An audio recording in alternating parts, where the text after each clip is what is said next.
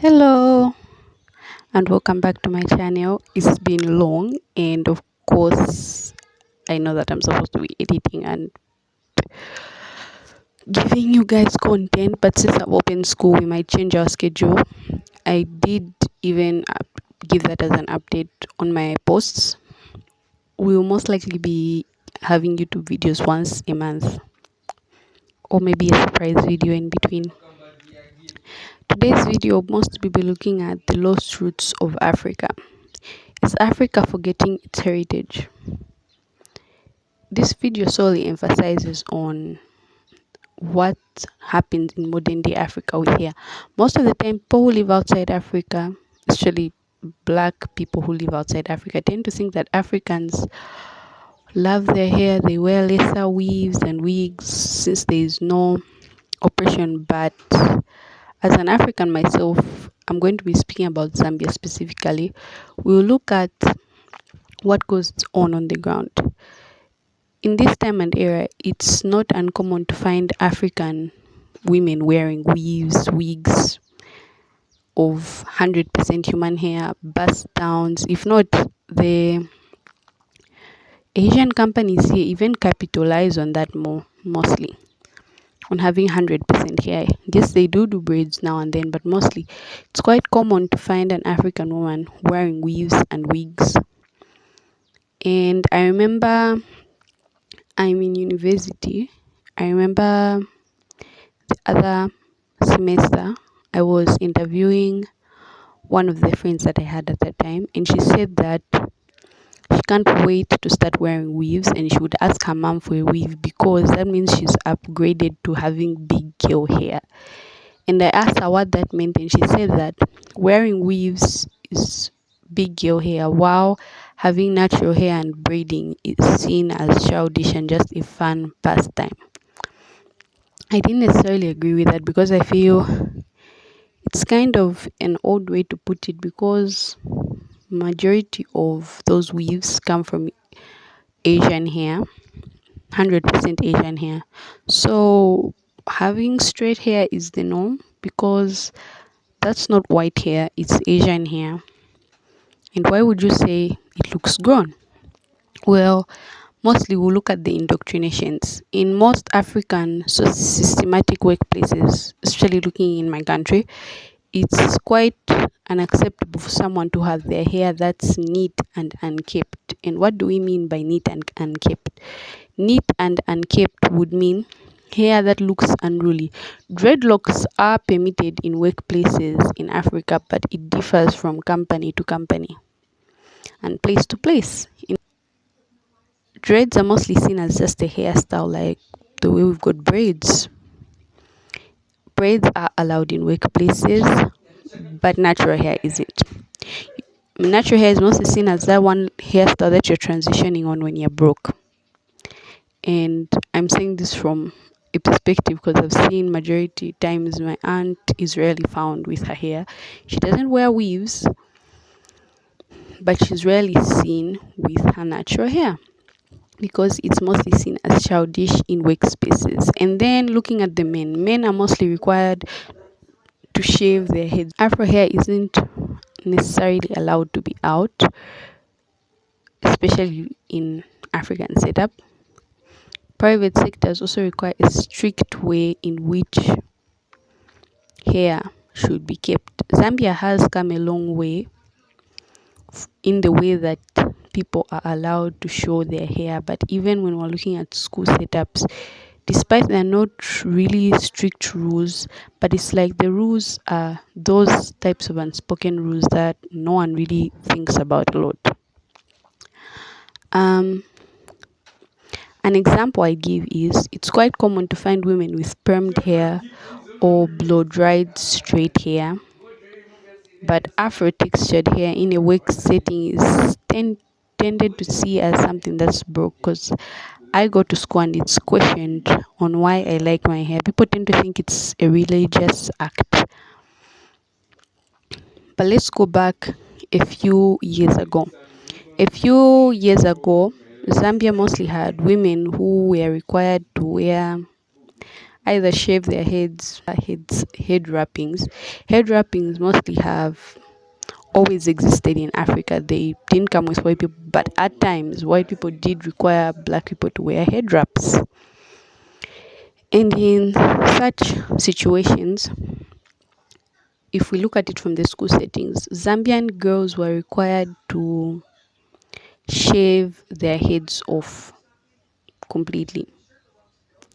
I think shaving of heads was only abolished in the late 19 with the hair. Otherwise, everyone was required to shave their hair. But sadly, even despite that law was lifted, black girls aren't allowed to style their hair. They're not allowed to put products in their hair. I have 3C, 4A, 4B hair. I just have a lot of different types of curl patterns in my head. And I remember when I went to school, most of the time I'd get punished for it because people would think I had a perm.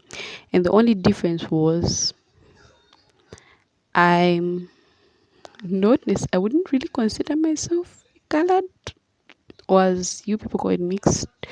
I say mostly I consider myself a black person because my mom's a black person. This person, her mom was mixed, but for me, I mostly consider myself as black because both my parents identify as black people, and race is probably an important here in Africa. But if I had a lighter skin tone, I would be permitted to wear my hair curly. But seeing as I have a dark skin tone, I'm not really allowed to do that, which brings up the bias in Africa that colorism still does exist among us, and a lot of colonial bias related to hair. Whereas we can blow dry our hair, but blow drying our hair had to be a specific way. Most girls came with hair that was fried to school, hair that was so dry and brittle, we weren't allowed to style our hair. We cornrows that looked basic, and cotton braids, but even cotton were considered as an intricate hairstyle, so we were never allowed to have cotton in our hair. We're mostly required to just go to school like that. We'd have it in for one day, then the next week, if we're having an assembly, like a morning assembly, I'm sure in white people's countries, it's more like, I don't know how you'd call it, but like every weekly morning or after 2 weeks, we'd have a school briefing with the headmaster. Instead of meeting in a hall, we'd meet outside, and whoever had any form of braids in or cornrows, they'd be asked to take it out. We were not necessarily allowed to do anything with our hair, which meant most of the time girls had dry, brittle, and hair that's really necessarily the opposite of healthy. Hence why every time we closed school, majority black girls would rush to experimenting with their hair by braiding it in every sort of color needed, which was quite sad because majority of the time none of them ever really know how to take care of their hair. I only lucked out because my mom worked in a hair salon, but as time grew by, when I entered the 5th grade, she said she'd stop taking care of my hair. That was my own problem to deal with because I wasn't a child anymore, according to her. But I was probably 9 by the time, so I mostly had to take care of my hair. I mostly used YouTube videos or anything that I saw on TV playing. That was around 2015. And then if we go back just a little bit back, dating to slavery period, not post-slavery, but slavery period, most black women in Africa weren't necessarily allowed to have the intricate hairstyles that we mostly see in our history books. Black hair was seen as unkempt and unruly by colonial masters. So that practice kept being passed on. Some did keep their afros, but at what cost? Because around the early 1900s, most African women had started the practice of straightening their hair. So straightening the hair was the norm. Time the white people required that African women should not have hair because it was seen unkept and unruly, which included hairstyles. And if we go back to Africa, it was really common to see Africans being adorned in elegant hairstyles, and it was mostly a way for people to identify which ethnic group one comes from. It was a way for people to bond and form long lasting friendships, and also showed one's status in society. But most importantly, we saw that it showed a sense of belonging because Africans tended to bond through hair. And majority of the time, when we compare that to modern day Africa has lost its common practices of bonding through hair, where we have one hair care person in a family who's trusted, who's like family. Africa has lost that sense most of the time, and majority African women can't really do hair to the standard like it was back then. Neither can they do the hair really, really, really well, which is quite sad because our roots have been lost. Mostly we see that in America they had their own sets of rules and policies, but even those did take place here in Africa, and we've seen the effects over time because we saw that one of the West African countries this year had to ban women from wearing weaves who were contesting in beauty pageants, which I totally agree of because Miss Zambia 19 I think that was 1995 or was it 1998, but I'll put the correct date. She had natural hair and she was really beautiful. But from then on, most of the Miss Zambias that I've ever seen, there's a common trend of having a weave and a wig, which is seen as normal and makes a woman really beautiful. And most of the time, when we look at it, at the beauty standards that have been set and left by white people, it's mostly they feel like straight hair is close to godliness, cleanliness, and being ruly. Most African individuals, even if you see a child keeping hair, most guys are taught that that's unruly and are made to shave their hair. But the trend that I've really loved to see among Zambian guys, especially in my school, is most of them keep afros. I don't know if it's in other universities, but in my university specifically, most dudes tend to keep afros and their natural hair, which is something that I really love to see because it shows black pride and heritage. They even wear their natural hair out more compared to girls, which says that there's at least some difference in how we feel about natural hair compared to the girls. The work is mostly needed on girls, and I feel like most African women will need a lot of more education on natural hair because they tend to feel like it's kinky, it's coarse hair when it's just not moisturized. Because even 4C hair does have a pattern, but it's not about chaos. It's about learning to take care of our hair, loving it, appreciating it, and helping it thrive.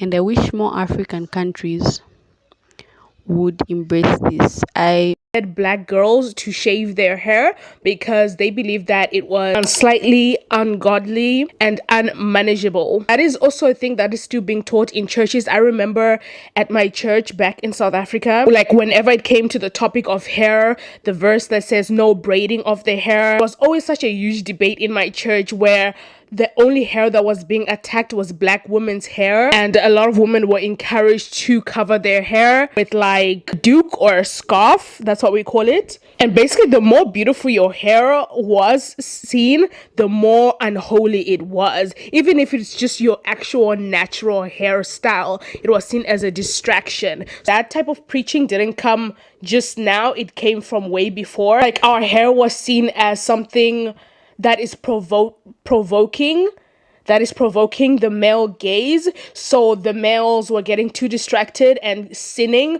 So in order to control or to help the men not sin, we had to cover our hair to just make ourselves as least attractive as possible. Not only that, when the missionaries came, black women were also a threat to masters' wives, right? Because our hair apparently was like some sort of magic that made them, cheat on their wives. So that also became a thing that black women should always cover their heads. So, and it's always so funny the way we sometimes take pride. Yeah, we take pride in our culture, the culture of like the head wrap, but like most of it just comes from colonial times and how we had to hide our hair in order to not entice the man. I'm just gonna read this here. It says a crucial part of protesting the no hair rules, however, is that policies are the legacy of colonialism and as such still perpetuate racism. In pre-colonial times, Christian missionaries demanded that girls who attended their mission schools cut their hair to the scalp,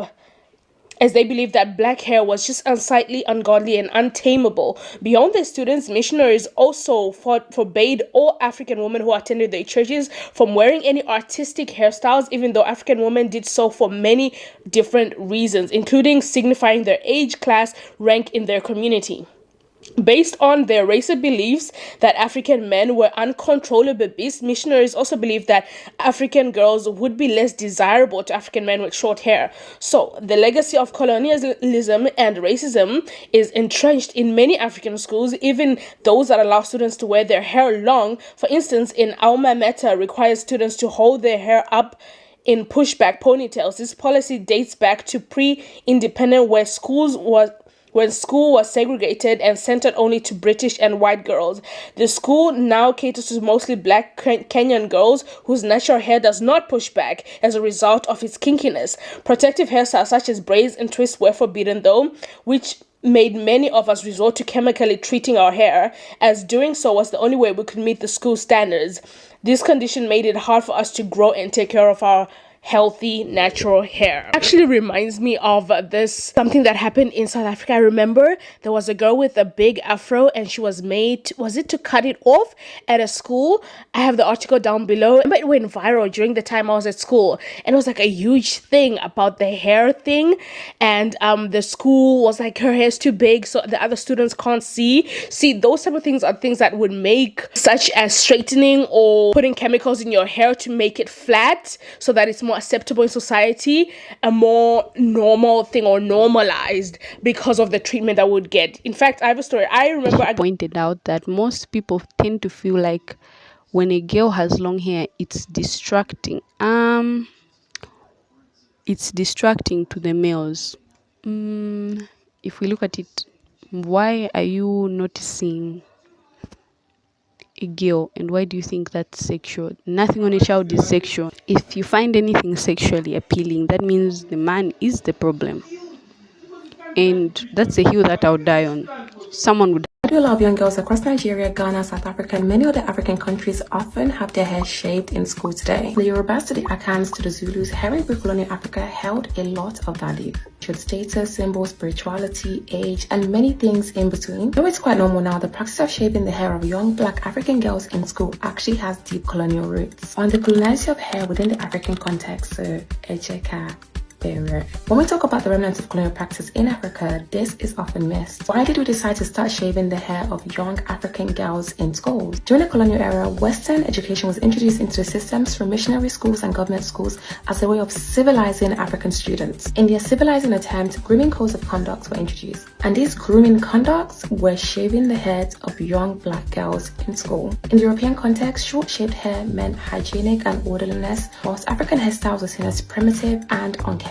Some missionary schools even went to the extent of citing shaving hair as moral and religious cleanliness. They even cited the Bible for this. African hairstyles were seen as a form of distraction. Over time, the policy of shaving hair in schools became embedded into the African education system. It even survived the independence of a lot of African countries and still remains a part of the colonial legacy within education that exists today. The shaving of hair breaks cultural continuity, especially in beauty practices. Think about how practices are handed down generation to generation and the imposition of making them cut their hair to be educated, breaks that pattern of passing on history and culture down through the art of braiding hair. The shaping of hair today for a lot of people is a choice. The history within schools in Africa remains a colonial imposition. The coloniality of hair shows that the control and policing of black hair didn't stop when colonization stopped, especially in Africa. Instead, colonial power structures and rules are still applying in a post-colonial Africa.